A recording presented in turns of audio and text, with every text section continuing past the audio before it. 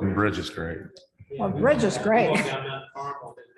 You will take care Oh, of yeah. it. Take Mount care of the Carmel's bridge. wonderful. Yeah. Yeah, we actually did. Well, appreciate that. That was just barbershop discussion. Walker Lane problems. Walker Lane. That's true. Yeah, I haven't been over there for a while. Yeah, that one, right.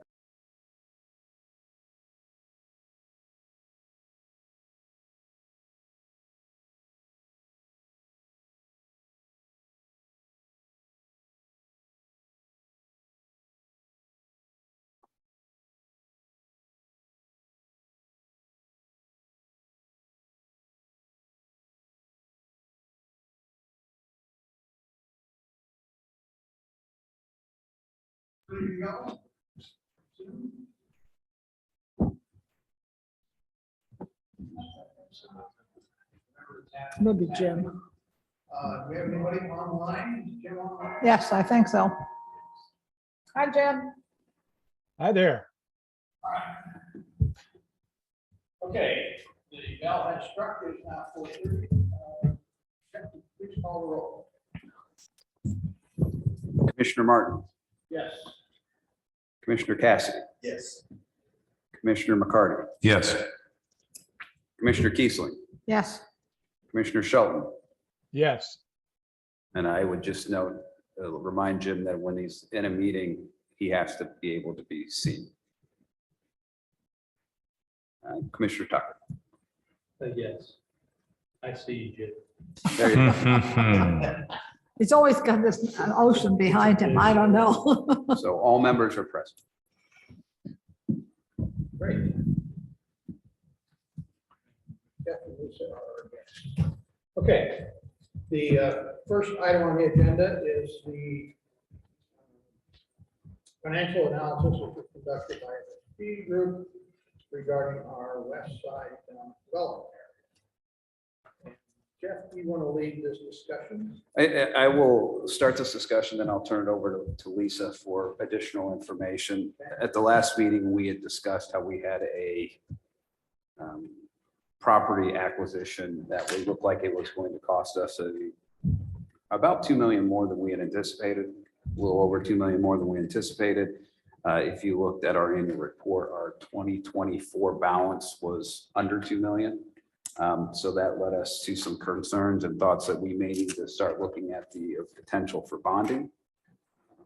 And at this point, I'll turn it over to Lisa because she may have some news for us. Okay, Jim, did you get my text? I sent you a screenshot of what I just handed out to the group that I just finished at literally like 4 o'clock. yes, I got it just a few minutes ago. Okay. So, where to begin? So we have the property that brought this all up today. We planned on doing tree clearing for this project after November 15th so that we can start utilities right after in January, before the letting that's in February. To be able to access the property, we have to deposit the court appraisal, which we will still move forward on working on lowering that amount since it was so different than what our appraisal was. So we'll go through the courts to work on that. But to have access to that property that we're trying to acquire, we have to deposit that $2.7 million check into the court system. Then we will, we have our condemnation attorney that will work through. They'll get a copy of that appraisal that went through the courts, and then they'll begin their negotiations on why it's so different and go that route. So that brought concern to Jeff and I about writing a $2.7 million check to the courts and out of this budget. I also received this week our final tracings that goes to NDOT since it's a federally funded project.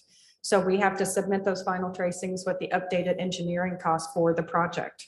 So in the first top of your spreadsheet, you will have the total bridge cost of construction, the estimated road cost, estimated railroad cost, and the construction inspection where we already have a contract. So the total for that you see is $12,315,092.70. And then Of course, it depends on what happens at the letting date in February, where these numbers will go. So far for right-of-way acquisition with the higher cost of the parcel, we're looking at the 3.458,270 for right-of-way acquisition. And then the services of that contract was 109,625. You'll see on here what we've already paid to date for right-of-way acquisition.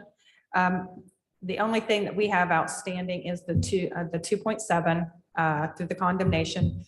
We've received an email last week that the railroad is $18,880 for acquisition. They've agreed in an email that we can proceed with the paperwork, that they'll agree to that amount. The rest of the parcels have been acquired.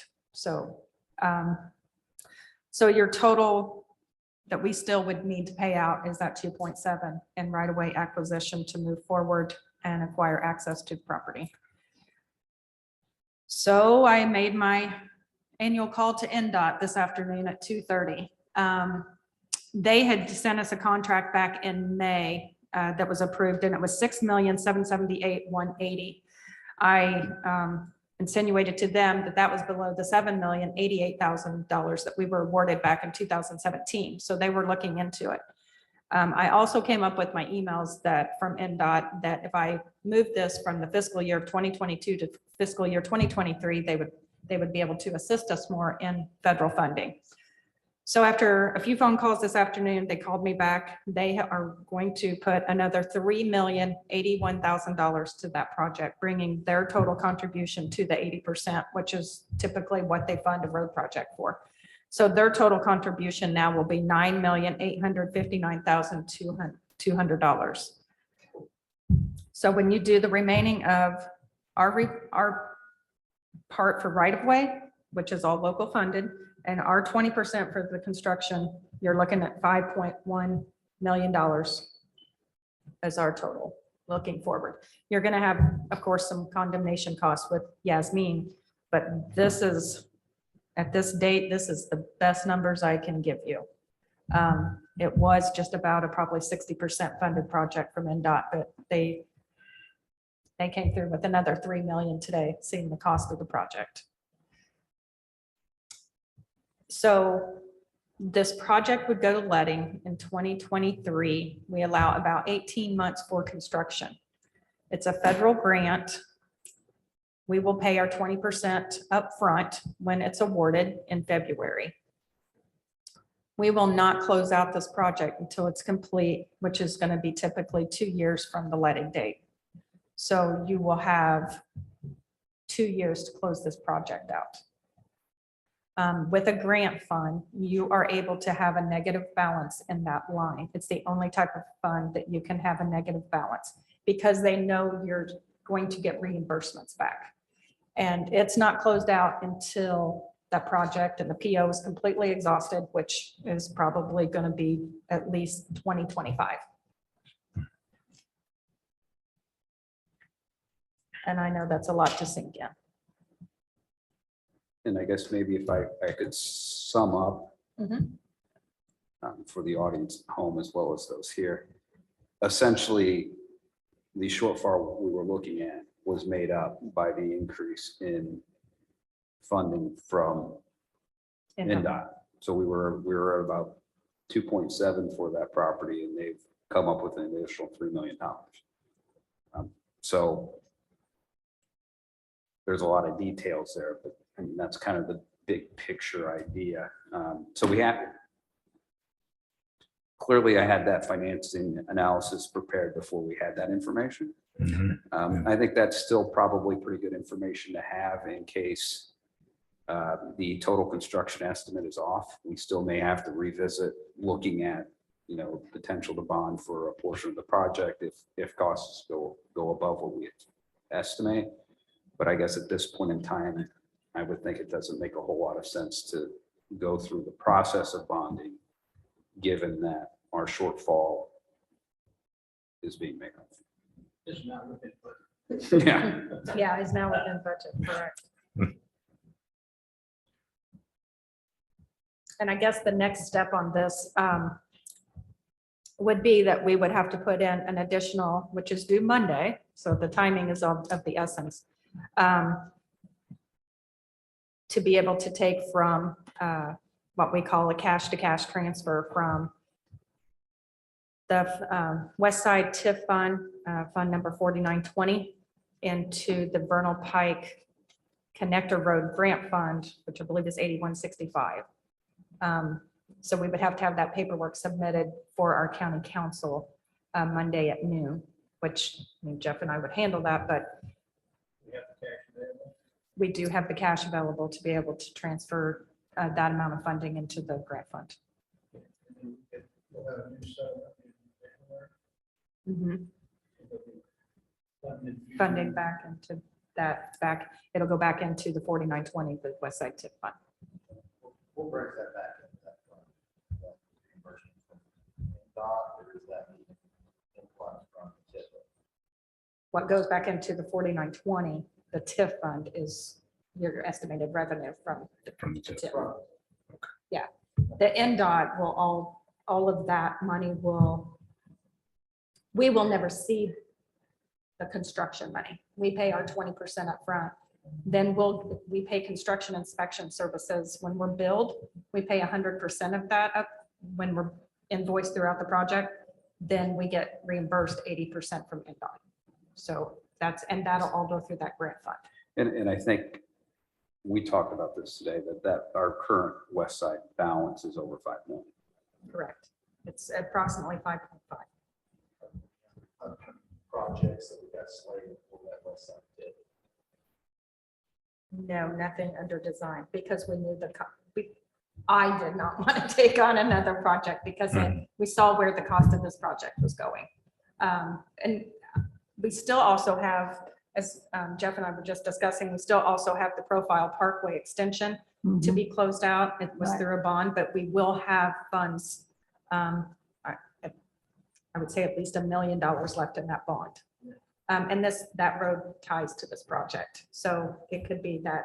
I think he's going to check with the We're bond going to check council. and see if we could utilize some of that for this project. If not, it could go to pay down some of the other bonds we have. So that would, Free up some more of that service. yeah.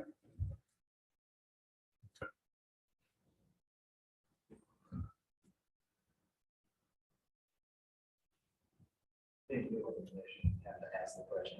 Would you be able to turn on your mic so Jim Your can mic's hear on. you? That's a good idea. There you Great. No. No. The next one. go. Husband. Yep. There you go. Okay. Being new to the commission and such, I know this road's been Hold going that. on for a while, Yeah. or as far as this, so. And this is going to be a question that you can just tell me, it's already been discussed. Oh, you're fine.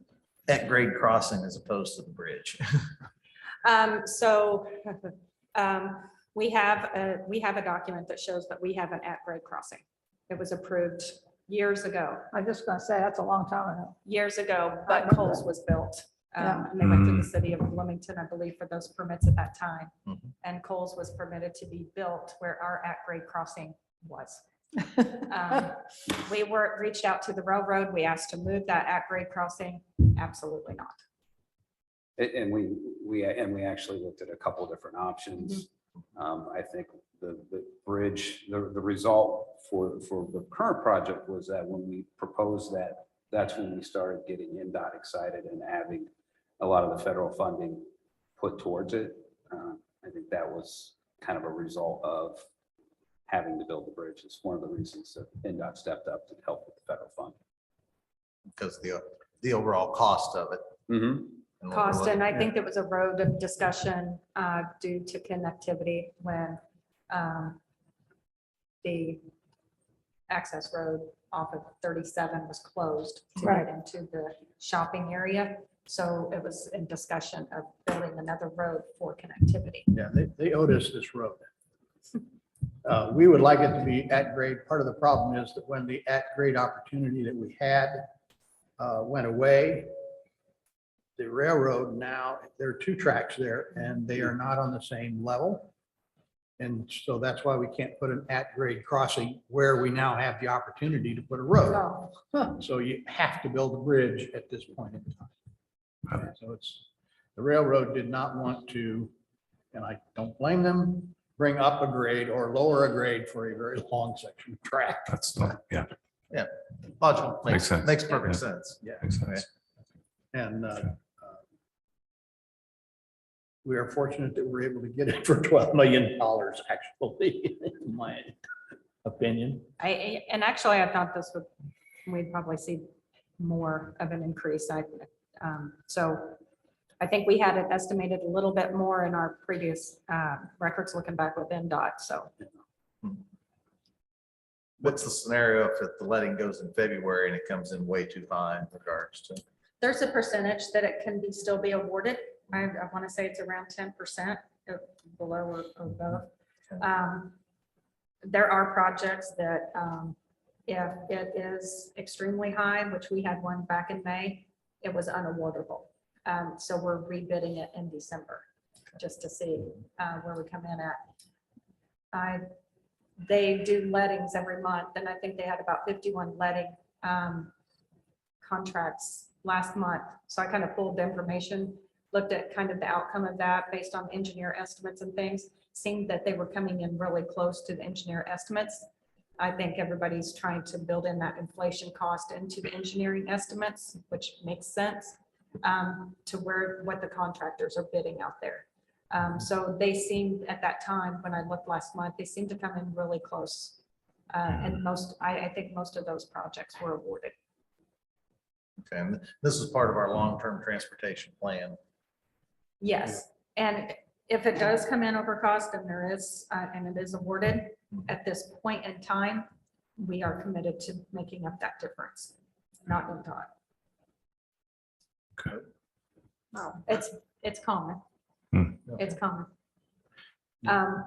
But it all depends on the timing within NDOT. You can always ask them, they can always say no when you go to construction for a project. They might have some other local entities that are LPAs that can't do a project. So we always reach out. That's kind of what happened to the Curry Pike Smith Pike project. That was, I say, a 60-40, us paying 60%. And when it went to letting and they saw what it was, NDOT actually reached out to me and asked me how the funding was. And I said, well, it's not good. It's basically our TIF district paying for that. They brought it to an 80-20. They ended up making that whole difference up. So it just depends on the timing of a project. If there's additional funds, and then they can help you, but it's not always the case. Lisa, what are you hearing from the contractors in terms of labor and their hiring situation? Are they able to retain the employees they hire? I guess the only thing I could kind of compare that to right now is our Curry Pike that went all year. It stayed on track, it finished, a few weeks early. Right. Sample Road is another huge project we have going on. That's actually, it's going to go into the spring of 2023 for paving, but that was just, that was also to some equipment failure, maybe some rain out days, but not so much as labor that I'm Okay. hearing. So those Good. projects still seem to be going on track. Good. Okay. Yeah. Yeah. So by the grace of God and your ability to call in, Dot, we've got our 2.7 covered from there, Basically, yes. basically, but we're gonna run a negative You're gonna- balance in our TIF. You will not run a negative balance in the TIF. We have enough cash to pay it. Okay. The only thing that we will run negative in is when we get into construction and it's a federal grant. That's where the federal dollars come in at. Okay. All of this is up until that point is paid locally, and you do have the cash. You have about 5.5 sitting there. We would probably transfer into right of way, say a $3 million blank, because we will have condemnation costs to also include. But you do have the money to fund that. And no other projects on the horizon at the present moment. for No, this TIF. Profile Parkway was our only ongoing project. No, we have not taken on another. big We have project other out there. things we could do. We have no commitment to doing Right. any of them other than Z. And I think that was almost by design when the Profile Parkway extension and this project came together.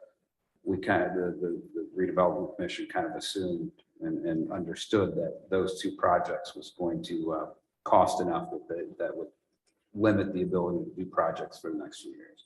And that's kind of why we basically eliminated the south strip of going down to Jonathan Drive also, because that was an extra $1 million cost. So we wanted to make sure, I mean, I think it was our goal not to exceed what we could do. And that's my goal. Yeah. I don't want to break the bank. Help me fiscally conservative. Appreciate that. Yeah. And then this road will go down Sunrise Drive and then at some future time, right now it's just connectivity to Vernal Pike. So this road, so the Sunrise Breeding Court connects to Vernal Pike at this time.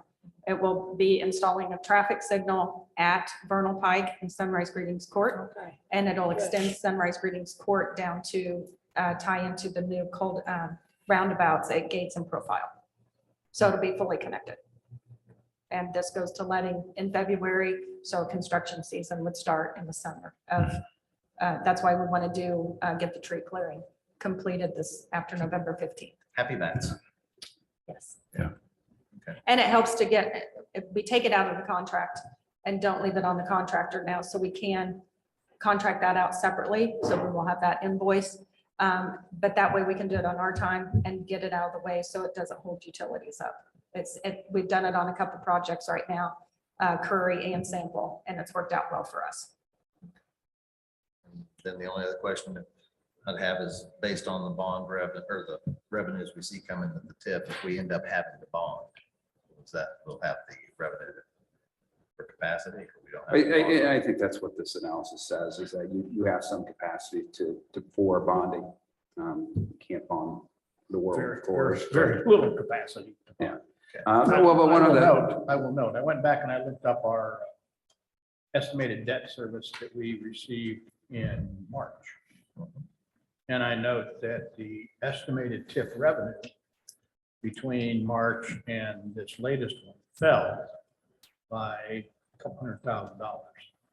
So we are subject to changes in tax rates that get set, and they can go down as well as go up.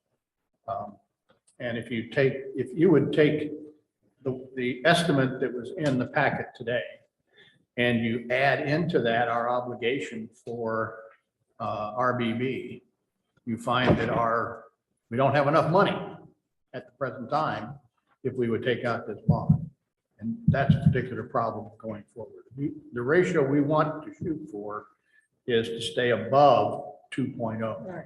That's our target. And when we get down into these 1.6, 1.5 area, we're really skating on thin ice. and I don't disagree with that.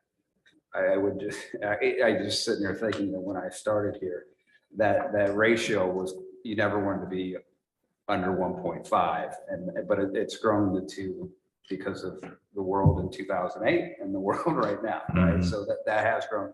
A couple other things. One is this also doesn't take, we have the 2013 bond that ends next year with debt reserve and I think the kind of remaining a little bit in the construction account for that.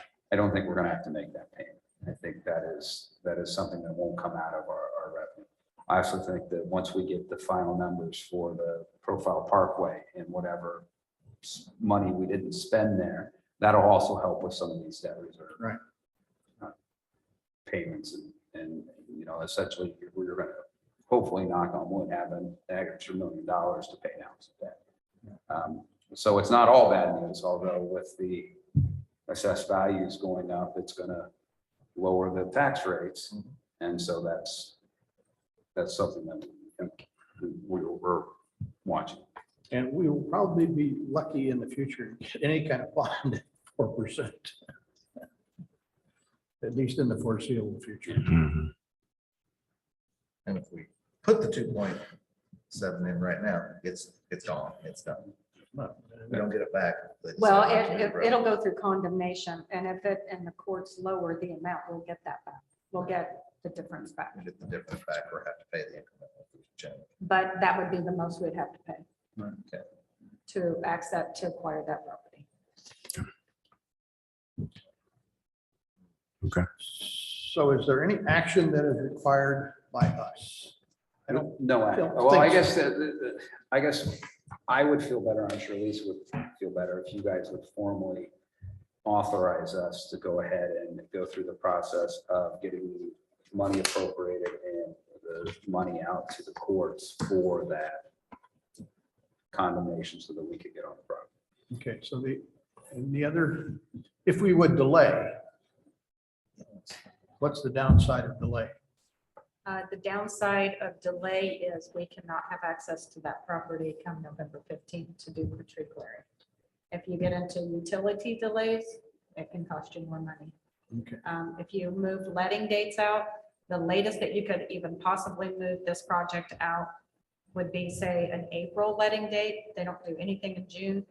And if you don't stay within the fiscal year, they don't have to promise you that $9.8 million. okay, so it's, our constraint is the fiscal year in which they've made the offer. Right. We have to have what we call right-of-way clear dates. And having that right-of-way cleared gives us that access and keeps the federal funding project going. Okay, all right. So doing this now is essentially necessary to keep us within the fiscal year constraints of the offer from the state of Right. Indiana, Because this would not go to the council until their November meeting right? for the appropriation, because it has to be advertised. Right. And then we want to, like I said, we want to try and have our contractor ready to go after, as soon as November 15th. Right. hits. Okay, all right. So I would like to thus entertain a motion that we request that the county go forward with the depositing of the 2.724,493.83 to meet the court's requirement for a deposit that would then enable us to gain access to the property for the purposes of beginning essential work on this particular project. Does that sound right? Yes, and I guess I would want to include in that, if that number is off a little bit, that Make is, the adjustment. that's okay. Right.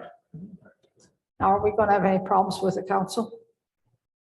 I don't believe I would, because we do have the cash to be able to transfer it. Okay, okay, that's the most important part. And we have the existing grant fund over Right. there. That's how we handle all of our federal aid projects. I know, but Yeah. you know how it goes. Yeah, Sometimes you yeah. get a few people. I can't speak for the council, but I don't anticipate a problem. I mean, That's it's what I kind of want. hard to say not to do it when you have somebody NDOT willing to give you $10 million towards a project. That's Right. right. They need to be happy that you've been able to get that. Yes. I was shocked to Yeah, say the well, least, so. Congratulations. Thank you. Pleasantly surprised. I was pleasantly surprised and it took a few phone calls and then she was like, let me call you back. Let us look on our end. And then I thought, they'll call back and, maybe give us $1 million or something. But she said, I'll bring it up to 80%. That's about 3 million. So Yeah. we'll Well, get you they've the been very contract. So. gracious to be working with you and your staff, and that's what it comes down to, really. Well, and that's one thing that Kathy points out. Monroe County builds the projects. Yeah. And that's why they help different entities that keep the project going. They get it completed. And that's the entities that she likes to help. That's right. So Got I it. told her I have no problem finding money to spend. Awesome. Well, I know they like you up there, but still. They've helped me a lot. They really have. So would someone like to make that motion that I just stated? Yes. So moved. Do we understand? And the second? Did you Second. get it? Okay. That's, Did you get it, Jeff, all right? Or you I wanna- have it in shorthand, but we have it recorded, so we will make sure that, Yes. With the variance allowance. yeah. Yeah, and you seconded, is that right? Yes, I seconded it. Jim Sheldon. Yeah. Yeah. Thank you, Jim. Ready for the roll call? Yes, call a roll, please. Commissioner Martin, Yes. Commissioner Cassidy, Yes. Commissioner McCarty. Yes. Commissioner Kiesling, Yes, Commissioner Shelton. Yes. Motion is approved, 5-0. So you're authorized to move some money around. keep up the good work. Mhm. Yeah, congratulations. That's great. Thank you for finding. the money. Awesome.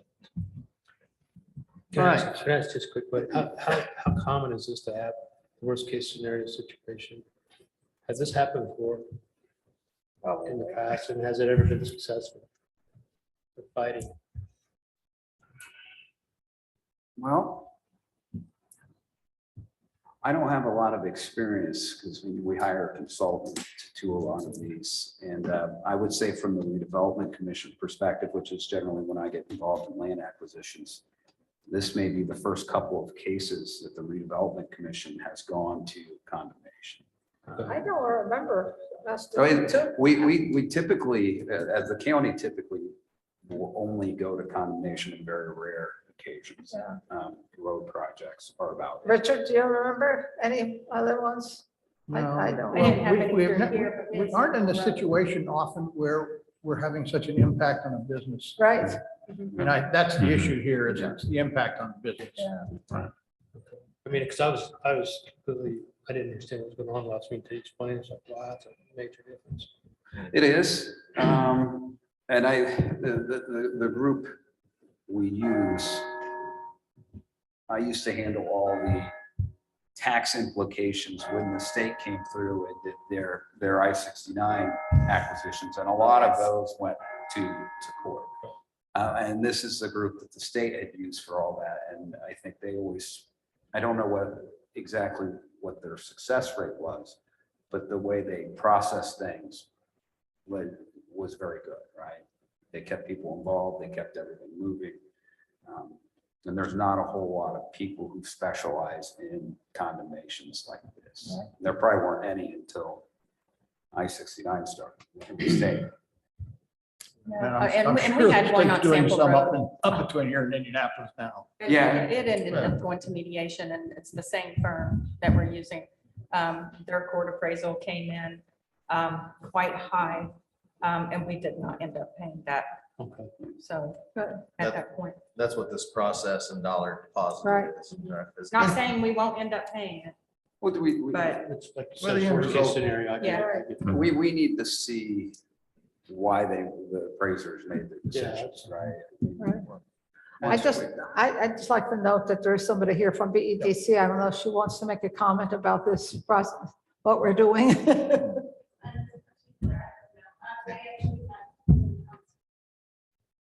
Okay, good. Well, I just, The one last thing, as part of the redevelopment, I'd like to always encourage is the fact, since we're dealing with a private business owner that employs people in our community, that we make every effort possible to not have to go through a process that leaves everybody against what we're trying to do as a community for the benefit. Because it's hard when you get in those situations, and And it is hard, and I would say it's extremely hard to reconcile when the engineer estimate on our side and the engineer estimate on the other side is off by a factor of 4 to 5, right? I mean, Yeah. that's why we have these. That's the rules, problem. right? And we essentially get forced into these condemnations because of the restrictions we have on taking estimates from various parties. We have to do 3, take that, divide that out, that's what we can pay. If somebody doesn't agree to that, then we've got to get into a process. sounds good, appreciate it. Okay. That's done. Now let's move on to the update on the discussion of the 46 corridor. Since we've had a couple of brief meetings, you want to bring people up to date? Yes, and I don't remember the date, so I'll have to apologize, but Steve Kreider and I met with the highway department, highway engineer, Paul Satterley. Steve Smith was there, and at least 2 RDC members were there. I was at the one point in first time. meeting, was the one after that. We had another, and I'll get to that one now. Okay. We had a second meeting with the planning department. At that meeting, we discussed a lot of the requirements for the roadway, including depth of or thickness of the asphalt, fences, the whole 9 yards. There was some, I think, miscommunication between the property, the developer and what the highway department was requiring. Namely, they only needed fences at certain areas, not along the whole stretch. And then therefore the requirements for the roadway were discussed at length. The developer was going back to kind of get their construction documents at 70%. We're going to have another meeting on the 25th.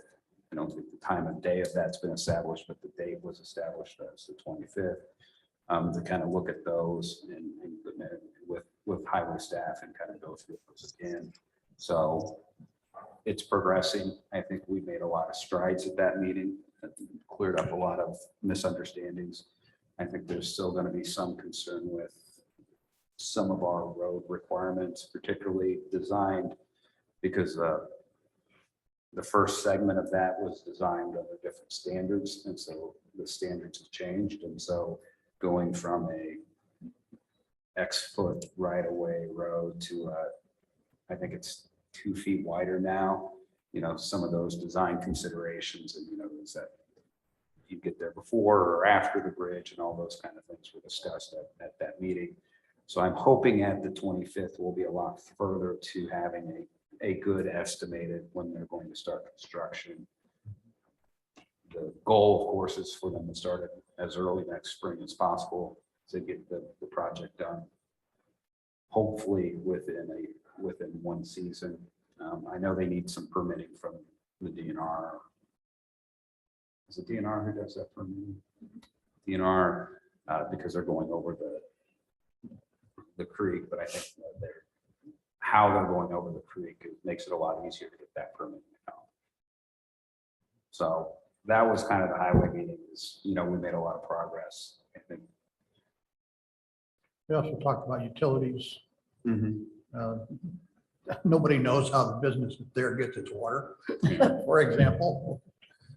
We also talked about sewering options and where it might be needed or how best to meet whatever need might arise in that area. And then there is the other notion was we would like to get as close to complete streets standard as we can. But because it's a county project and not a state or federal project, we're not required to. We would like to get as close as we can so that we meet that kind of a requirement and along that corridor as well. That's the extra 2 feet is dealing in part with that. So all of those things, discuss most of that stuff at the various meetings. And I think if along that corridor, there's one business on the south side of the road that's not owned by the county, and that building's built fairly close to the road right now. So managing that is going to have some thought put into it.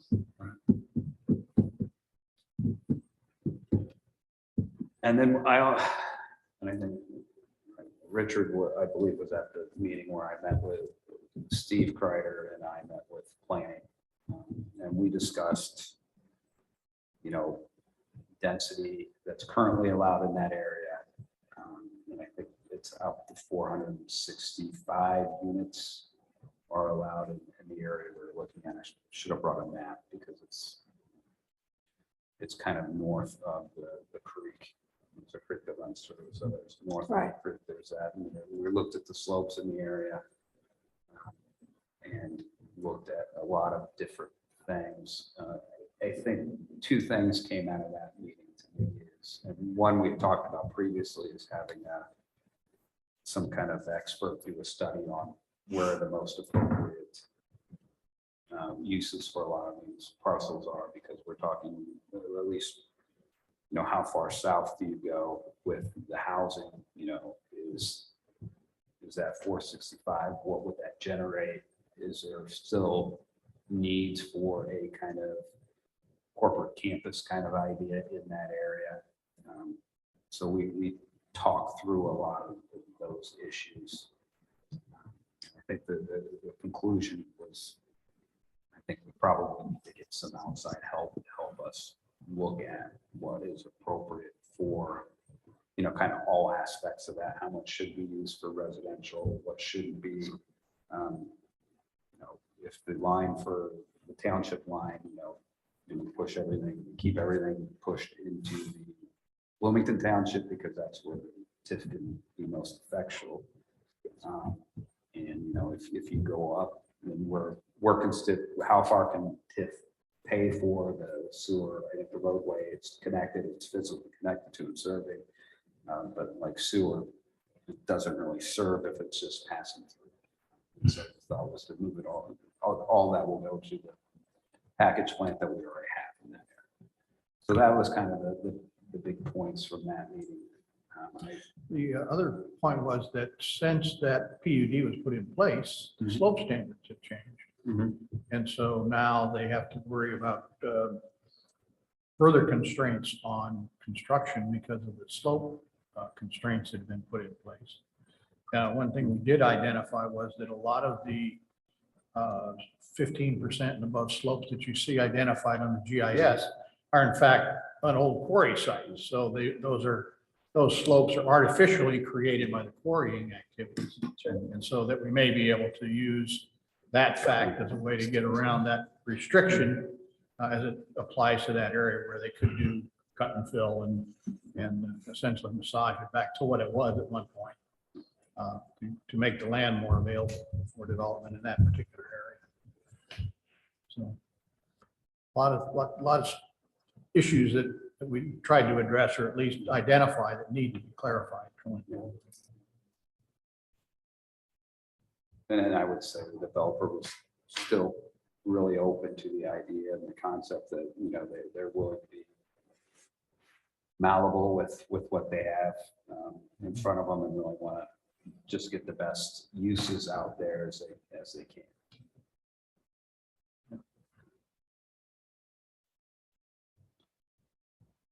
At some point, we probably ought to have a meeting where we've got more opportunities for commission members to attend when we get closer to kind of substantive discussions on the final design. Oh, absolutely. I mean, the main objective we're looking at here, just to make sure I'm still on the right path, is to be able to get connectivity up from Curry Pike through and then be able to provide a density that is allowable, has the infrastructure and has the enough density in order to make it a community and make it where we have affordability in our community. Yes, I think the affordability is That's our is a prime. key component. And we won't get affordability everywhere That's right. in that area. We were talking about a lot of units, but not all of them are going to be the same kind of structures. I mean, it's just not feasible to do that. Big factor will be what happens with utilities. And I also think that we talked, we weren't focusing that it would solely be, your single family home. Right. We talked Mixed Next density. use. Yeah, mixed density for a community. You have to have all things, Yeah. all types of housing. Well, and there was some talk about that PUD has outlines for certain kinds of density. And one of the discussions was just how fixed are those lines on that map and whether we can move those around a little bit. And from my experience in planning, when you've got to develop a plan like that, a comprehensive plan for a PUD area, when you get down to the details, things are much more malleable in terms of where things get physically located, as long as you're meeting the intent of that original PUD and you're meeting the constraints that it has on total numbers, and that kind of stuff. All of those things are in play here. Now, Richard, I think you mentioned also that you want to get together with some of the neighborhoods along there, but I think we're not there yet. Are we? Yeah, well, and we haven't talked yet a lot about our idea of adding to that residential TIF areas to the Right, north that's of the true. PUD and how that might impact what we're going to be able to do, or how we need to accommodate that at the initial parts of this. We've been kind of focusing on the PUD area. Right. But the areas that we've been talking about are essentially doubling the size of the area that would be in that residential TIF from that portion north of 46, which is already in the TIF. Right. So. Okay, that discussion continues to move along.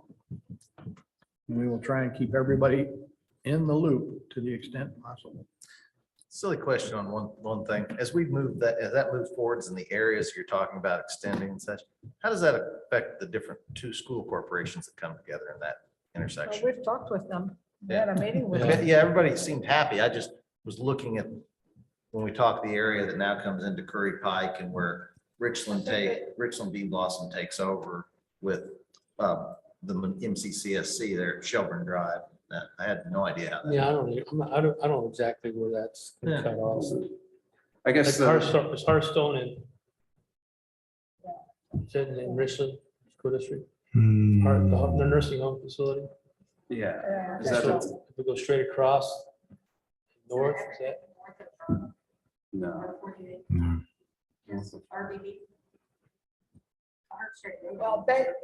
Yeah, I We mean, had there's a- the line runs, It's the township line, wherever the township Yeah, line yeah, is. I haven't The looked at that township map. line I know runs that in- part, but yeah, I don't know how touching that piece of property like Randy said. it's Right. about it's almost just kind of the northwest Yeah, the tip northwest of part. that, and it's, Where the roadway stubs are on 46 Right. right now, that would be in RBB. yes, Yeah. Right, but it That's wouldn't where- go much further. It wouldn't Wouldn't that go much further east. Right. okay, that's where we cut into that subdivision. So whatever that one's called up in there. Stony Brook, yeah. No, Stony Which goes Brook's on in, into Woodgate, in- it's kind of back into Woodgate. yeah, more of the Woodgate area, because Stony Brook is in Bloomington Oh, Town. yeah. Stony Brook's on our, and that's, It's off of Arlington, but it's in That's in- Bloomington Township. that's in Monroe County School District, yeah. Yeah. Shelburne, though. Yeah, Shelburne, is in ours. I think, is up farther It's right there. west That's the line. on Arlington Road. Yeah. Yeah. So, It's hard to know, because Well, we've and- done dilly-dallied with that before. And the reason we only had MCC talk in here is because Bloomington Township is in the Monroe, the MCCSC school district. And the Richland Township is in the Richland School District. The Richland Township doesn't meet the criteria for the new single-family homes average over the past 3 years. They're above the 1% allowed. So that's why MCC came. Makes sense. Yeah. Okay. right. This is going to be comparable, I think it's called Fieldstone. Kind of Fieldstone out on. was it 48. Mhm. Yeah, that was right across the road on the other side. That's RBB district. I think. Yeah, That's yeah, going to MCC. yeah, right. Yeah, that's the But that's the type of subdivision. 48 is pretty much the north-south boundary between Richland and Van Yeah. Buren. But didn't mean to confuse the issue. It just, Yeah, as it we're just- looking it at is- adding it is affordable bad. housing, always have to look at the education. Right. Well, I think we had a good meeting with both superintendents that they Yes. understood where we were going, and they, And they were both in attendance at the time Pardon? we had that discussion. Yeah. That's Yeah. right. I think they really were supportive of what we're doing, but also that they probably could accommodate the people who would be in those areas. And I think they understood where we were talking about. I think they had Oh, yeah. maps, right? Yeah, well, I had met with the MCCSC board president and Right, superintendent Right. right before this meeting. I had the maps and Right. here's what we're looking at. My memory was that their biggest concern or their one ask would be if there was another way to connect over I-69 north of Arlington, it would be really helpful for their bus routes. I believe I told Lisa that. But I don't think she expressed any kind of So we need optimism another of big bridge. putting another overpass over the interstate anytime soon. Because we used to have an at grade from A cuff that's to, true. go out to connect. I Brown, yeah. MCC district, it's in all those kids are RBB. See what it's, yeah, it's easier for the buses in RBB. We'll look at Yep. that. I would be curious how many students that would switch. Because when we toured RBB, it seemed to me that they were utilizing all their space. Oh, yeah. So that would be a concern with that is, is that gonna Oh, yeah. trigger a need to build an RBB? Because Dirk was expressing they're starting to burst at the high school. Yeah. So I was looking at the map here, Google Earth, and when you look at the township line, it is kind of, it's a little crazy because it cuts through, it looks like Ernst Health. Is that the one that's out front? The Ernst Health, is that the one Yes. out front? Yes. Okay, it barely it's barely on the outside, if you will, of that township line. And then everything behind that parking lot or part of that parking lot is Ridgeland Township. So a good way to think of it is that line goes through that transmission line, cut through there off on the right-hand side as you're looking Right. across the way. So there is plenty of land in the Bloomington Township side to do it. But it's kind of just the way it's configured. The township line lands in really strange spots in that new development. Okay, we're up to date on that, or as up to Yes. date as we can be at this point. Next item on the agenda are the minutes. Jeff sent these out yesterday. Yes. Yes. In the nick of time. Well, he had sent some out earlier, but I have read all of it, so I move approval unless there's another. I second. I read them too. I did not see in the minutes the issue we had with the one claim. That's right. I didn't But think of that this afternoon. I'm not going to worry about it since we're going to take action on it today. I put in 5, it says the RDC had questions about the being longest NEF claim. Commissioner Shelton made a motion Okay. to approve for the Richland B. Boston. Right, School okay. Corporation. Yep, okay. All right, good.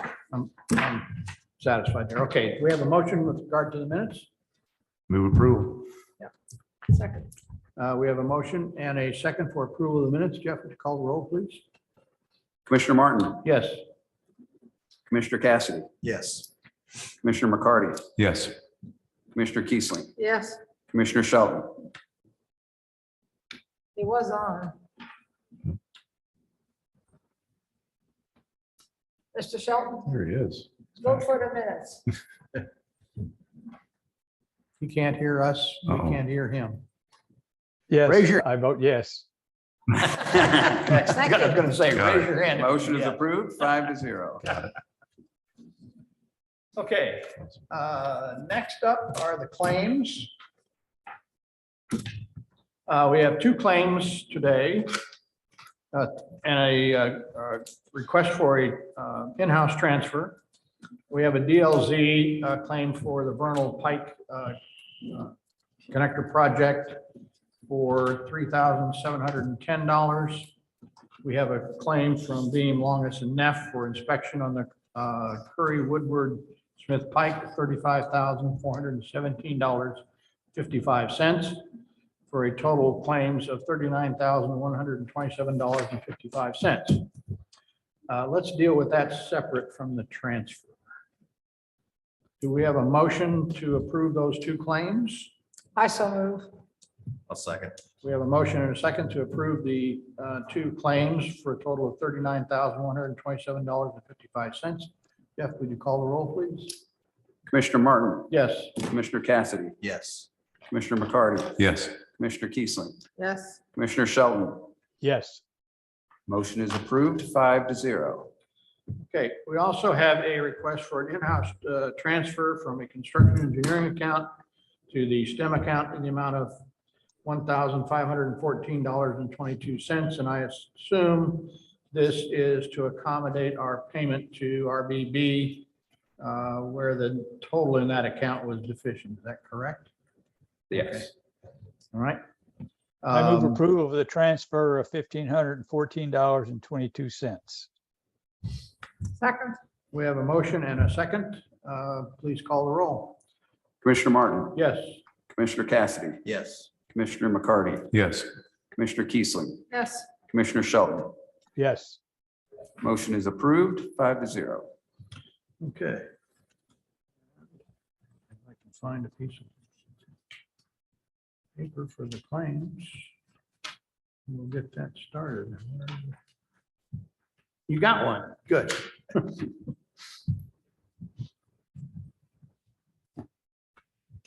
your John Henry on that and pass it along if you would. Okay. Public comment.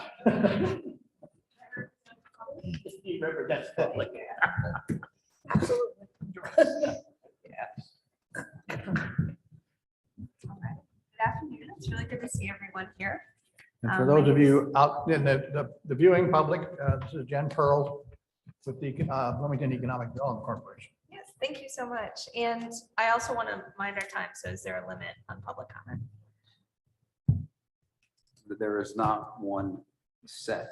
But I'm standing between you and dinner. Hmm? I'm standing between everyone and dinner, so we'll find that. You know what to do. 1 minute. So I just actually wanted to provide an update today. As you had mentioned, I'm Jen Pearl. I'm with the Bloomington Economic Development Corporation. We're a nonprofit that serves all of Monroe County in advancing economic development strategy and trying to create quality jobs. I have a couple extra copies in case it didn't make it all the way around. We have, and we serve all of Monroe County. Oh, sorry. There you go. Thank you. So we have an initiative right now called the Economic Vitality Project that many of you may have heard about or participated in some way. The genesis behind this was we had heard from so many employers and neighbors saying, we have these economic development challenges in our community, but they're being dealt with in silos, either by different local governments or in the private sector, nonprofit sector. So we launched the Economic Vitality Project this year to try to gather people from across Monroe County, across sectors to say, how do we handle these things together so we're rowing in the same direction? And it's also supporting what's already existing, towards those strategies and filling in the gaps where additional efforts are needed. So this launched in June. Fourth Economy is our facilitator, and we've had a wide range of focus groups, interviews. We have a survey that's out there right now. And we also had a series of working groups that met in late September that either some of the people here have gotten invitations to or readouts from, et cetera. And what I just passed around is a readout from the initial recommendations that came out of the working groups. There's 5 areas that we focused on. The first one, which relates most closely to this body, is land use and infrastructure. We also had housing, business creation, growth and employment, workforce development, and quality of life. And what was fascinating is, you can't really talk about one of these areas without talking about one of the others. You can't talk about housing without also talking about land use and infrastructure, as well as the wages that people get paid, to afford the housing. So during the late September working groups, we had almost 90 people from across the community meet in these 5 sessions, and do brainstorming. What are the biggest challenges? How might we address these challenges? What are their recommendations? And this is a readout from those groups. This is an initial readout. So this is kind of like an interim report for you, because we wanted you to be included in this process along the way, hearing your feedback and getting your input as we move along. What will be coming after this stage is more details. Who are the different partners involved? Is everybody bought into these strategies? How do they need to be adjusted?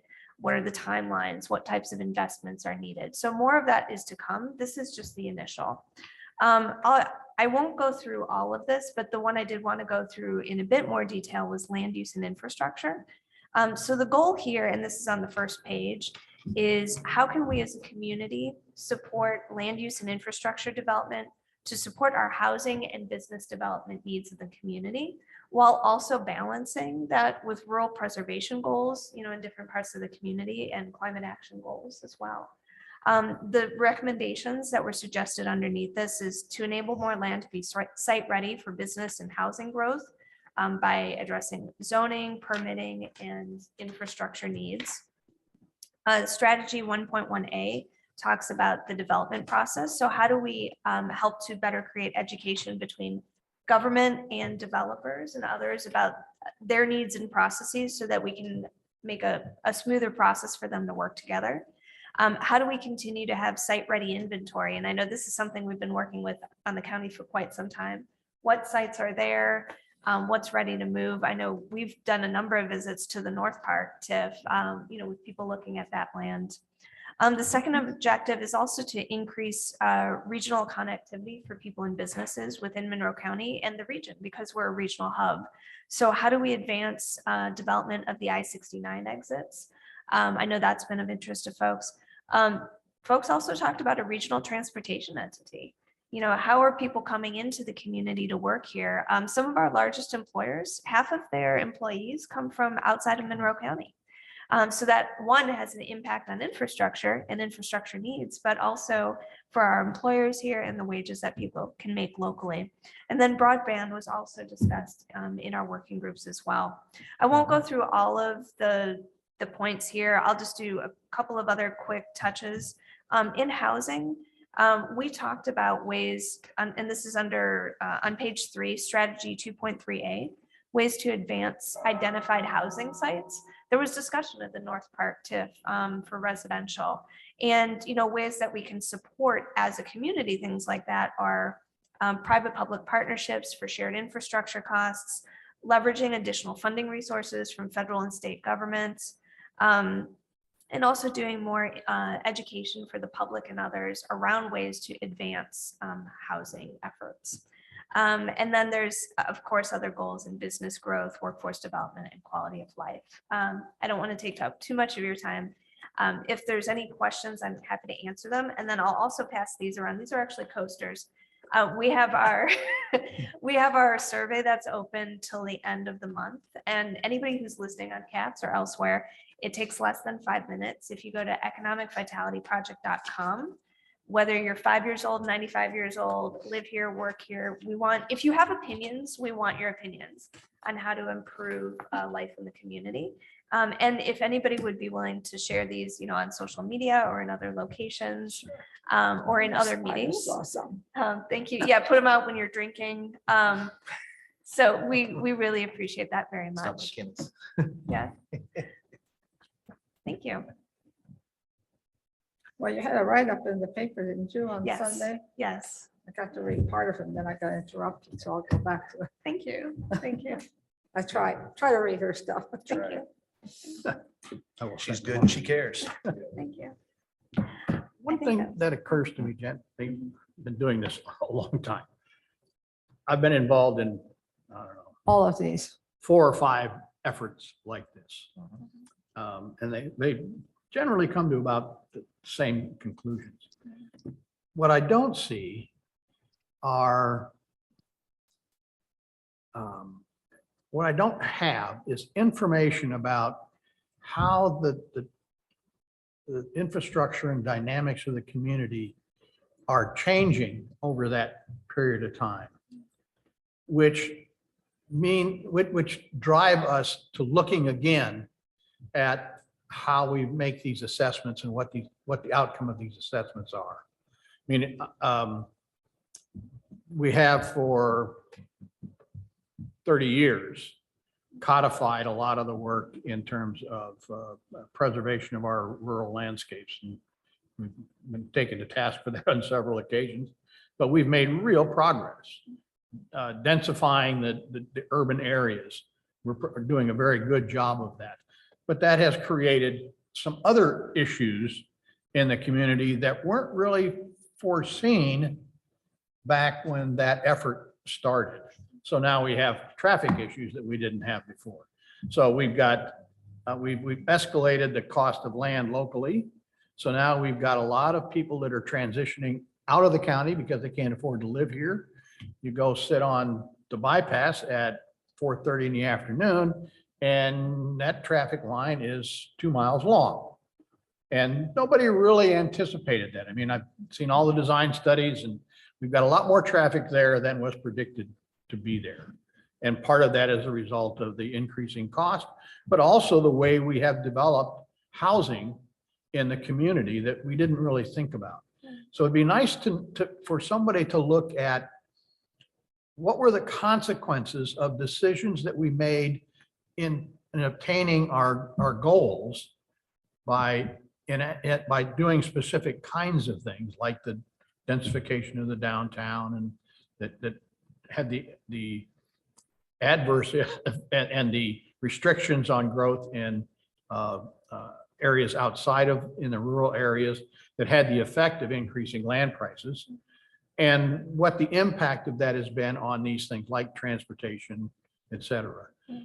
So that we understand that there are consequences to decisions that we make regarding these goals, and we have a good history now of what they are. And so that if we're going to look at, say, continuing in this line, then we now have an obligation to deal with the consequences of that.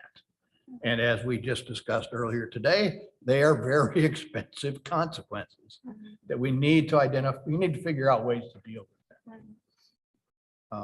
Yeah. And that- Certainly, we're trying to tackle the affordability problem, and it is a very nasty problem to try and deal with. Yeah, and that's certainly something, a question that I could pass along to our facilitators. They actually work nationally and see if there's modeling out there to try to predict things like this. I think because it's an excellent question, you know, I think a lot of times people are like, yeah, we absolutely want to preserve what we have, but there is a trade-off for that.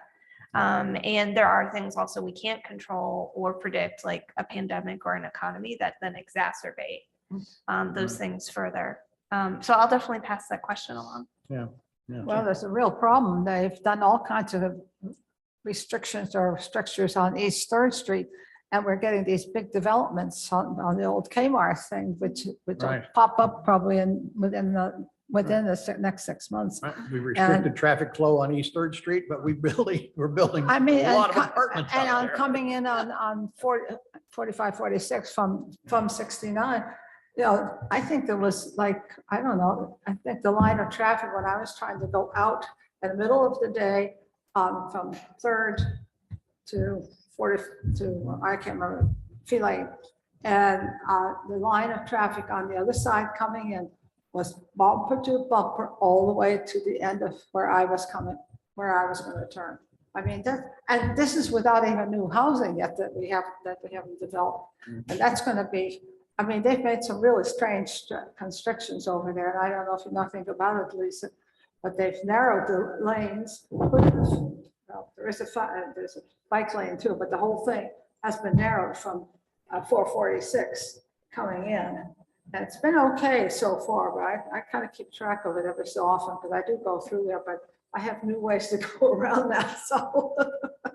Well, we have this, Fun. there's a basic tension between the desire to have a neighborhood environment and still move large amounts of traffic Yeah, from one side of town to the other. They're just, that tension is. well, palpable. and this has to do primarily with the hospital, which doesn't have as much traffic as it has before, and IU, which are both Yeah. next to each other. There's two large generators of traffic that bring into I that know area that was we not haven't there accommodated previously. for it. Now, Right. I will say, as we look forward, and Lisa looking long range on this transportation aspect, when 446 was built and 37 was built, there was an original plan to take 446 all the way around. Yeah. That was back in the 60s.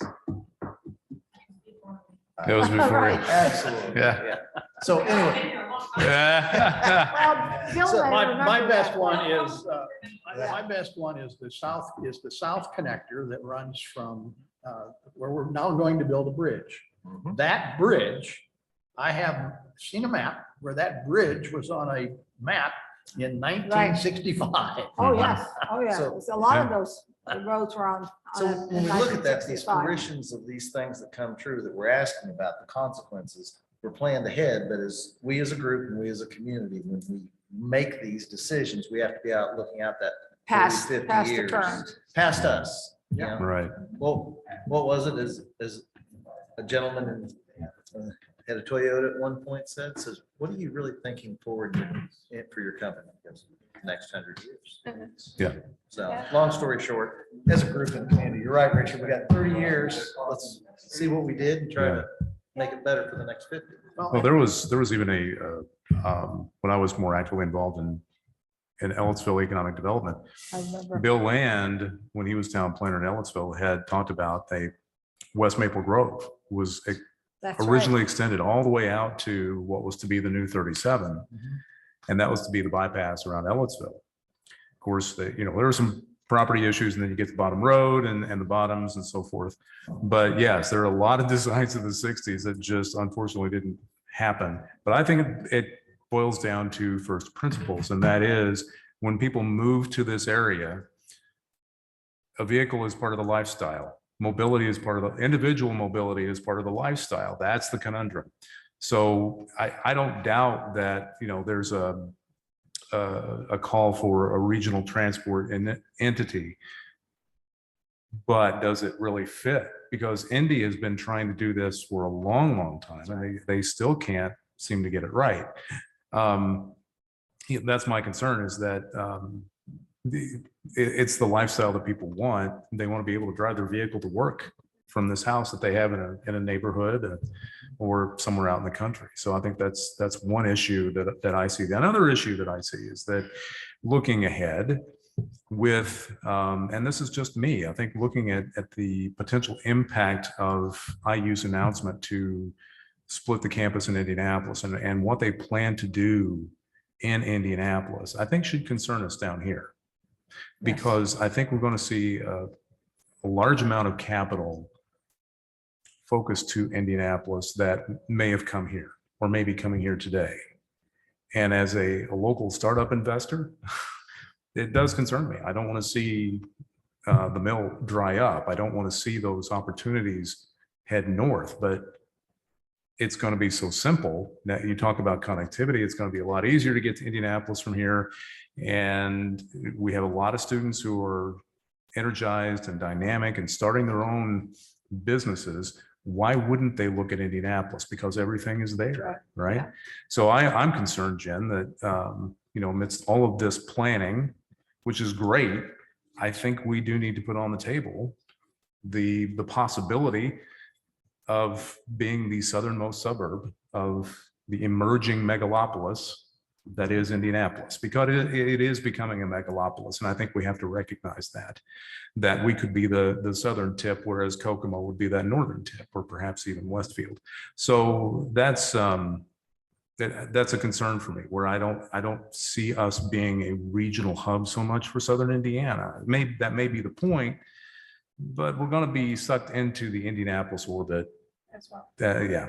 And to your point, actually, section 3 on business growth and innovation, that actually speaks to a lot of the things you're mentioning, is how do we make sure we're being future focused and growing that here, so we are that hub. Right. Yeah. Right. One of the things we had done was looked at, you can use I think it's the employment records we used from the state, which showed where people lived and where they worked. You can get that from tax or employment records. Yes. And we would keep track of how many people were coming into the county every day and how many people were leaving the county every day. And we had it in all directions, north, south, east, and west. It'd be interesting to see how that's changed over the last 10 years. Yeah, actually, we pulled some of that data. There's a 2-year lag with it. But you have growing numbers of people who live outside of this community. And growing numbers of people who live here who are actually seeking work outside of this Outside. community That's right. because they are at higher wages. Right. And so how are we supporting our local businesses so that they can grow wages, grow quality jobs, and then also connect people so that they can live here too? And that's important for the tax base and quality of life. Well, having been through this pandemic now and everybody working virtually, we have a lot more virtual workers now than we ever That did too. before. Mhm. I mean, I'm in contact with people around the world every day, Mhm. and it's so easy to do now. Mhm. It's just remarkable. Yeah. The difference that I think that it's going to have going forward. So, well, thank you so much for this. So I guess our 2 requests is, if you got an email from us this week saying next steps, please provide your feedback through that. If you have any thoughts in addition to what wasn't shared here, I welcome that. And then please help us spread the word about the survey. We actually have low numbers of participation out in the county right now, because we were able to see where people are coming in from, and low from Ellettsville as well. And we want to make sure this is very, very representative of the community. So if anybody or anyone listening has windows where we could post flyers, or if you have social media, or if you even have a meeting that we could come and speak at, we would love to do that. Good. Thank you. Take the survey. Take the survey. Yes. It takes less It's than 5 quick. minutes. Yep. Economicvitalityproject.com. All right. Thank you. Thanks. Okay, we're on to staff comments. Lisa, what do you have for us? Okay, so as you were aware, when we did Fullerton Pike Phase 1, there were a lot of delays to that project, a lot of issues with that project. We finished that project in, I believe it was 2019. The contractor on that project turned around and submitted a change order to NDOT in Monroe County. I believe the original sum was in the amount of about $650,000, wanting paid for utility delays. We have worked on this for probably 3 years now. The change order is down just to $574,000 that the contractor believes that they are owed. NDOT has agreed that they have provided enough information and documentation to justify the $574,722.51. We did, it was substantially due to utilities. However, I do want to say we did have other issues on that project concerning with the contractor. However, Monroe County could have been on the loop for paying this at 100%. NDOT is going to pay 80% of this. It leaves us paying $114,944.50 of this. I'm not sure how the process is going to go because I've never had a change order in this magnitude. I'm not sure if we will pay it 100% upfront like we do other portions of the project, and then we'll reimburse the 80%. I have to wait until I get issued the PO for it from NDOT, or if they're just going to invoice us for our $114,944.50. I just wanted you to be aware that we have to pay this, and we're just very fortunate that we're not paying the whole thing. It could have gone to probably a legal level at that point. I'm not sure what the outcome would have been. So I'm grateful for NDOT for helping us again. But this will go to the county commissioners as soon as I get a signed copy from the contractor. And then we'll hopefully close this project out. What are we paying for specifically? It's a 300-page change order. We had a lot of problems with Duke on this project. We had problems with, we felt that there was never enough adequate personnel, workforce on the project. The contractor. From Duke or from the contractor? From the contractor. We felt that played a part in these delays. We had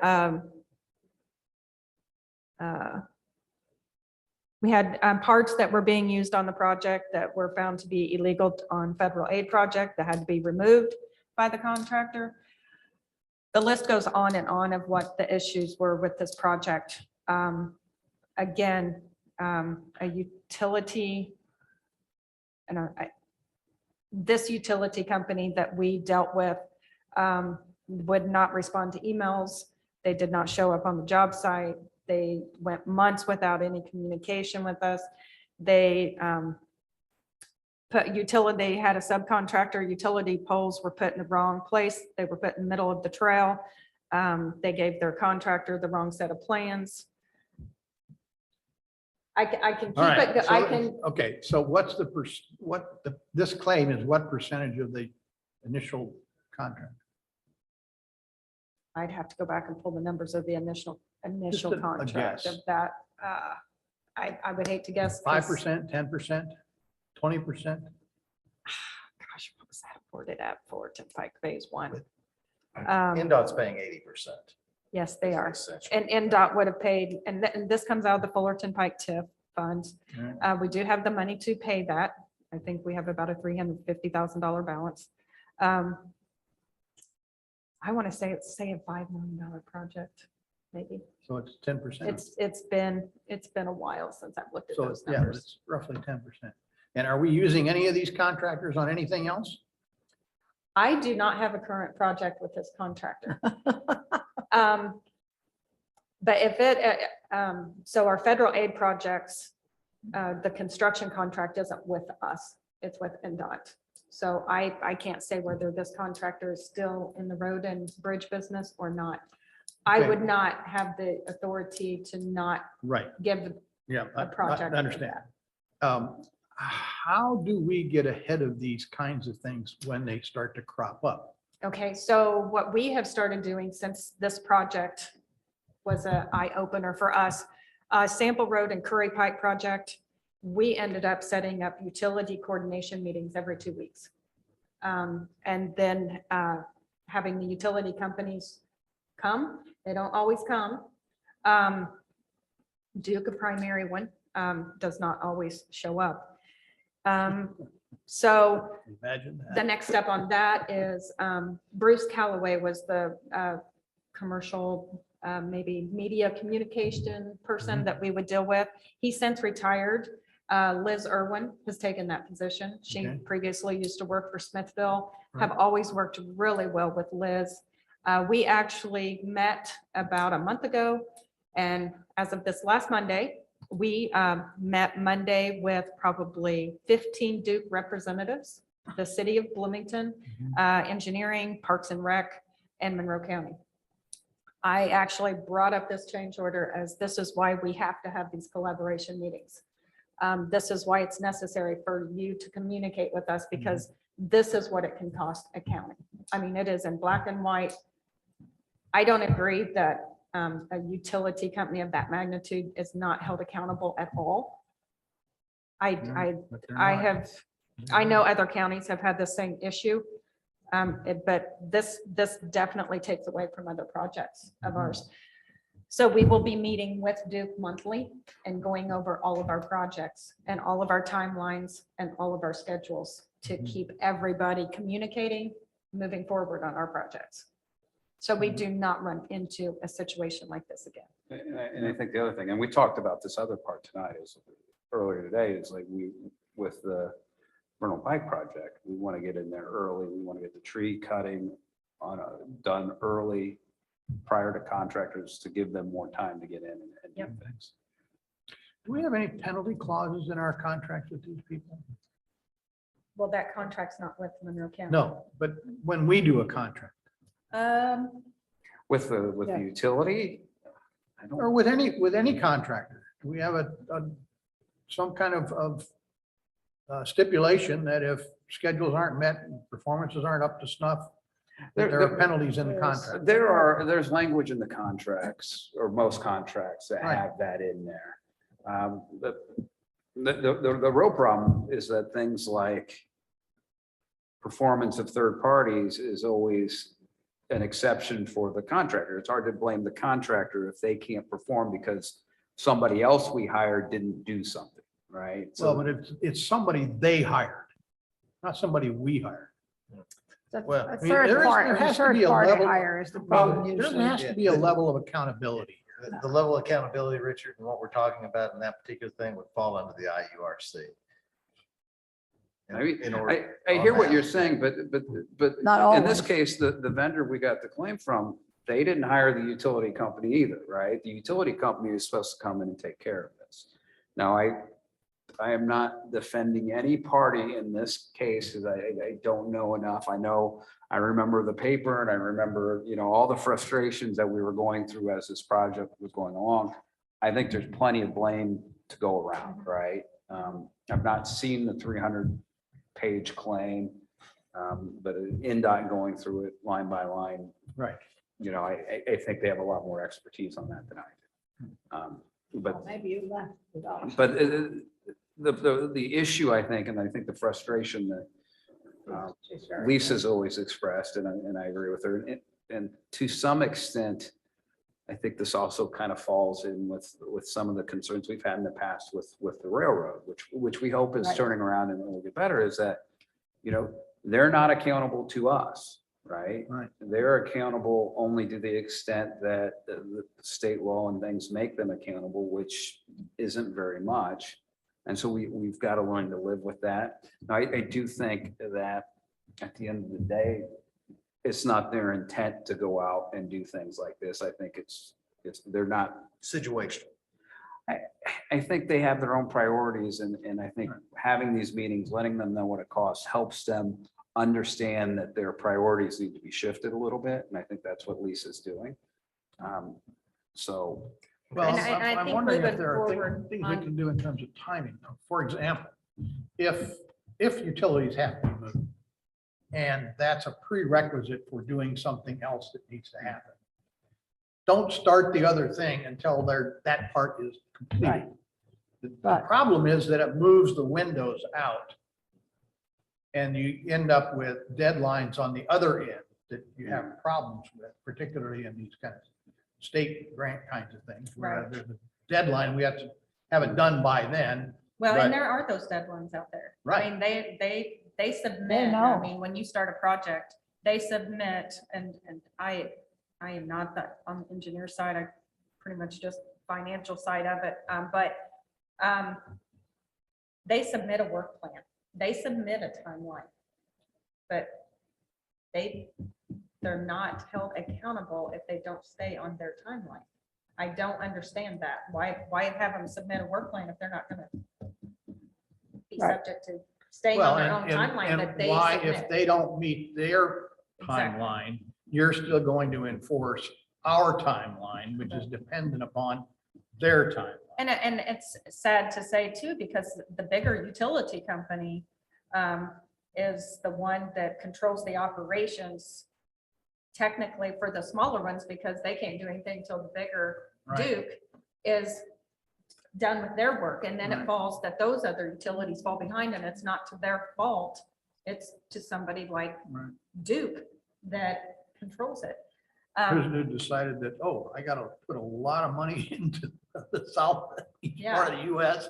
I'm And- not gonna have as much money for the Midwest right now. Yeah, Yeah. and I mean, it's hard to, and I received calls last year from some other counties asking if I would speak and go to the legislative and speak about this project, because they know what it's ended up costing us. It's like, I'm happy to, but not that it would get us anywhere.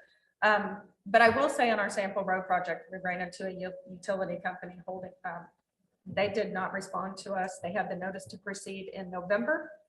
There was not a reason that they couldn't have started. They ignored our responses. They finally showed up in January.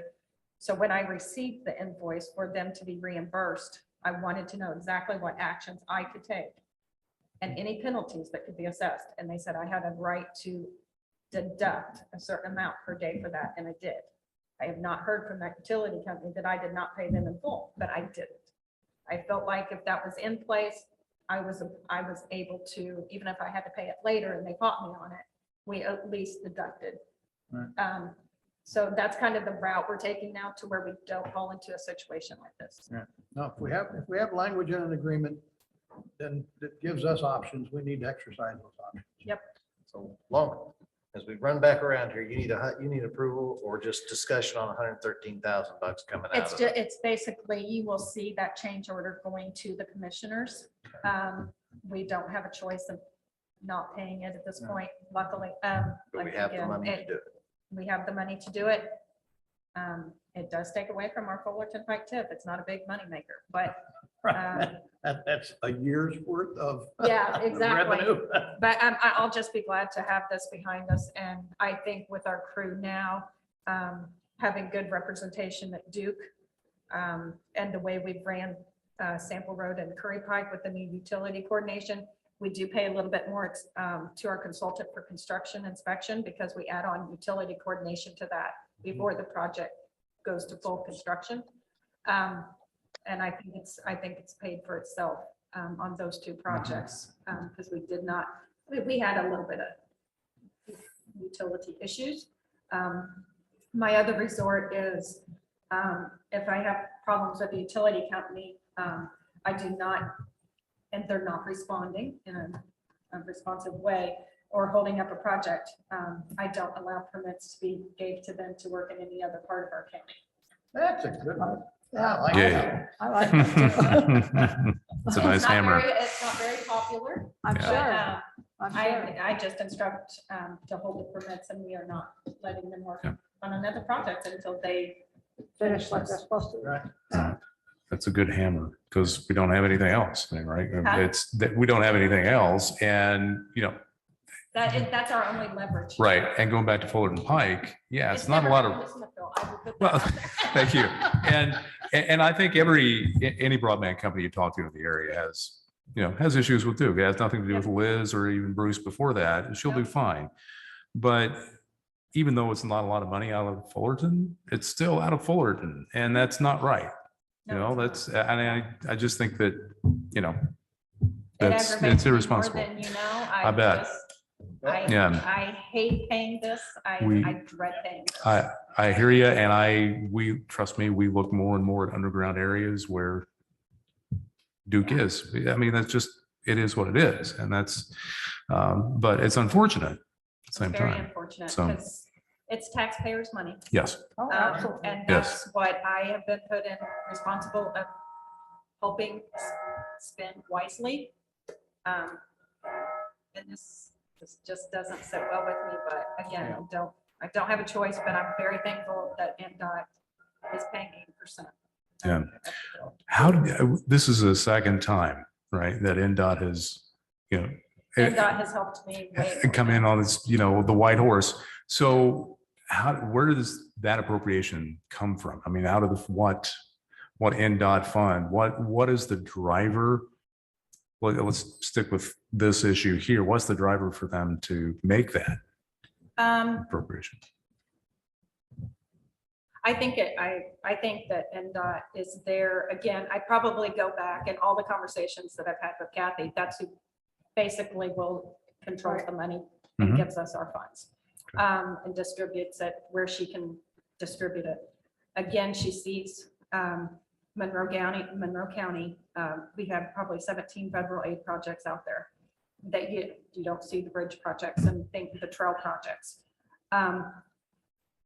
We haven't lost any projects. We've never had a PO be closed. If an entity does not keep a project moving, and you're not seeking your reimbursements in 9 months, they have every right to close that. You will not be reimbursed for any of your funds. That has not happened to Monroe County. We keep the projects going, we spend the money, we see the projects to completion. That's what they like to see. That's been with Yeah. the going on money. for quite Yes. a while. That's So I great. think that they see that, and Bill before me did the same thing. Right. Mhm. I mean, he always kept the projects going. That's right. I joke with him and told him he left because he left me in a mess that all these roads were gonna go to construction at the same time. And we didn't know where we were gonna get the money, but we've made it. Yeah. So I think they see that NDOT sees Monroe County. And that goes to you guys too, and the council and the commissioners. You commit to it and you see through it, Mhm. and we build it. Yeah. And I think that's why they step up. She's told me no before, don't get me wrong. Sure. But I think that's That's why she steps up and helps us, because she sees us, and again, she sees the whole community as committed to spending those funds. Because we're taken away from another entity that might Sure. need the money that we're sitting on. So Yeah. they don't want us to sit on the funds. They want us to spend it. Right. Yeah. Move it. So, Build the Okay. roads, maintain the roads. So speaking of building, Yeah. how are we doing on our roundabouts on the west side? how are we doing? Yeah, how's that project going? I mean, Which I've been one? through there. It's done. I know, Yeah, that's, that's great. number We're one done. is done. Number two, Which one's number 2? well, you got half of it done. But you got the Dog. It's dog. done. mow. Both of them are done? We opened it all last week. Yeah. I haven't been through Yeah, there. you gotta drive through them. I Take didn't a get drive. noticed that I was supposed to do that. That's right. Yeah, it's You not do an right 8. on the west side. Oh, Yeah, I it's can all do, open. I can Figure do, eight. I can do, I can do a Yeah. figure eight. Yeah, I can do a yeah. figure eight over there. Yeah, it is all Well, I don't go complete. that I mean, way actually, very that often, but I project do. went really well. We had a lot of utilities in that area. But it went really well. It's all open. We're doing our final walkthrough, October 31st. Great. So I don't even think we had a change order on that project, stayed within budget. So yeah, yeah, it turned out well. See, I asked the question at the right time. I know. I just assumed everybody knew it was open. So No. we're going to do some landscaping in there. Are we gonna have an event? That is entirely up to you all if you want some type of. Is it worthy of an event? I don't know where you would have it at that time because it is such a busy It's a road. busy place. I would not want to be standing out in the middle of the roundabout or anything. Okay. Well, if you're going to do it on Halloween, you could just have everybody throw candy at the car. There's probably some people who probably throw other things at it. I kept getting texts that night. It was like, the roundabout's open and people are honking and there's road rage because they don't know how to use it. And I was like, there's nothing I can do. I mean, they have to get used to it. Right. So, but it is all open. It's all done. People do It is not a use very their signals positive when they go around thing the roundabout. to- Yeah, it Really went- bad. and we Actually, need it to do went really something well. about that. That, and I enjoyed that project. It was the very first federal aid project that I started and finished it in 5 years. And that's, usually it takes at least, Fullerton Pike Phase 1 was started in 2008 and we built it in 2019. So that's how long it can take you to build a project. So Paul and I were kind of proud of that project. We started it together. Right. And we completed it together. So. Congratulations. Awesome. Any other updates? I have a Jeff? couple. At the last RDC meeting, we talked about the fire station and Right. the pad, the driveway and the doors. Did some research, reached out to the people who handle, or who oversee TIF expenditures in other places. This is actually a fairly common thing for redevelopment commissions to do. Essentially is, yeah, you could do the driveway, but you can't plow the snow or do anything like that. So, you know, if you wanted to resurface the driveway and put new garage doors in, those are pure capital expenses that you guys would be able to do. There's a couple different statutes that makes me wonder what's the best mechanism, whether it's us to pay for the work directly or whether we just reimburse the unit for their expenditures. There seems to be a couple different ways, but it is something we can do. They're not planning on doing that project till the spring. They just don't want to deal with the asphalt plant and don't want it to close halfway through. So that they're planning on doing that in the spring. I also reached out to, I started with the ambulance barn, the new one. They don't have a sufficient meeting room for an RDC meeting. It's a secure building, as is the rest of the administrative offices. So when I was talking to him about getting more details about the fire station, that fire station does not have a meeting room, but the main one in Ellisville would, which would be an easier get to from here. So he said that as long as it's not being used and it's not usually used at night, that it would be available to us if we wanted to do our neighborhood meeting at the Ellisville Fire Station. Yeah, that's pretty, Agree. that's not so small, the Ellisville's. Oh, they've got Lots of room. Yeah. It's Yeah. it's a nice room. It's where they do the town count. Yeah. I council know. meetings. Yeah. Yeah. There. Used to be, yeah. No, that's true. That's Yeah, that used was to for be the town hall, but still, it's a big Yeah. room, yeah. Yes. Yeah, town hall is just would be better. Yeah. even, I think. Well, if you want me to reach out to the town, it's just further away. Yeah. I can reach out to Ellisville, see if we could utilize that, if that's the preference. That's a reasonable space to meet at. They got probably sufficient parking in that area too. Yeah, you have to think about parking too. Have you identified neighborhood groups yet, or how are we going to contact the neighborhoods that we need to talk with? I need to get with Jackie. I think she knows the one that we're involved in discussions with.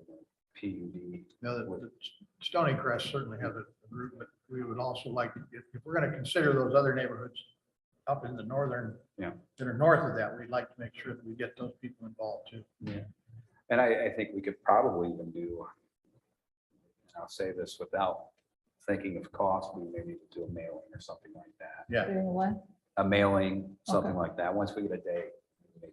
Right. Right. I'll talk, we have a couple departments that do a lot of mailings a few times a year, and I'll see what, how they feel. So that's, I actually will probably reach out to the clerk's office. 'Cause I know they just did a postcard mailing for the election.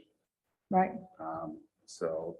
I got one last spring, this past spring. So and that's kind of, I guess my vision is it'd be some kind of a postcard that says, hey, What kind of time frame are you thinking of doing? I'd like to check with the clerk to see what it is, but I would think, I mean, I guess I'd ask you guys, would you guys want to do it? I don't think we'd have enough time to get notice for a Thanksgiving or November meeting.